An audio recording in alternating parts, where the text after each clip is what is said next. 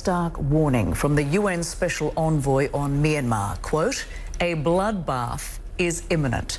Her message came in a private meeting of the UN Security Council on Wednesday, but the session ended with no sign of agreement on what specific actions the council would take. An activist group says 536 civilians have been killed since the February 1st coup. Meantime, the military has declared a ceasefire, but it only appears to refer to actions against armed ethnic groups who have warned a wider conflict is looming. Excluded from the junta's peace offer, anyone who, quote, disrupts government security. Well, Ivan Watson joins us now from Hong Kong with more on what's happening in Myanmar. So, Ivan, what does this so-called ceasefire mean? And is Myanmar on the brink of civil war right now? Well, it's deeply disturbing, and I think the warnings coming from the special envoy about an imminent bloodbath, the appeals coming from within the UN system itself, from the Secretary General, who's calling for more unity and action on Myanmar, from the Special Rapporteur, who's calling for an arms embargo, and then the results of the UN Security Council meeting, which were pretty inconclusive. China coming out with a statement saying that it does not support sanctions, even though the writing is on the wall. We are seeing those red flag signs that the chaos that is escalating inside the country has growing risks of spilling over into neighboring countries. The deepening crisis in Myanmar is starting to spill across borders. Thousands of civilians crossing the river between Myanmar and Thailand to escape airstrikes carried out by Myanmar's warplanes. They're from a region controlled by the Karen National Union. It's the oldest of dozens of armed ethnic militias that have fought off and on against the military in Myanmar for generations. This is a patchwork of just some of the militias that operate in Myanmar's border regions. 2 months after the coup, the deadly crackdown on anti-coup protesters in the cities has sent people fleeing to these militia enclaves, including the one controlled by this man.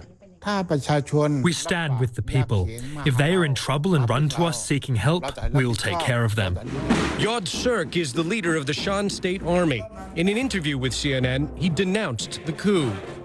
If the military continues to shoot and kill people, it means the junta have simply transformed themselves into terrorists. In the cities and towns of central Myanmar, the death toll amid the anti-coup protesters continues to grow.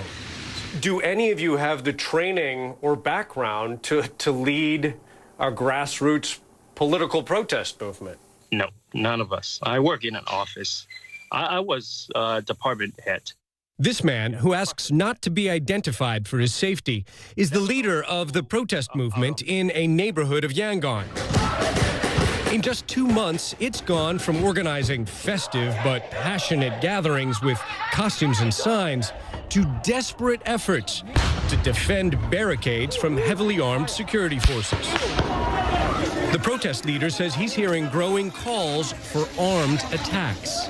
Do you support violent attacks on the military? No, not at all. Because, like I said, it won't accomplish our goal. He says some demonstrators have made largely unsuccessful attempts to carry out what they call car wash operations.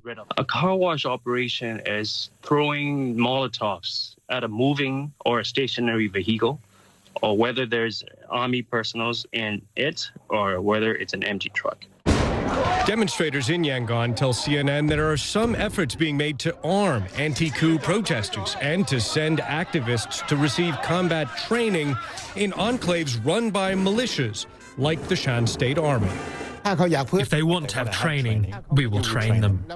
Myanmar's military doesn't want to keep fighting these well-trained rebels. Instead, on Wednesday, it called a unilateral ceasefire for 1 month.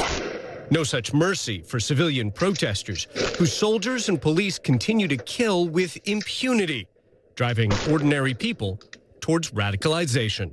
When ordinary civilians like us, office workers like us, start taking arms and get maybe training for like 6 months and start shooting people, I guess civil war would be unavoidable.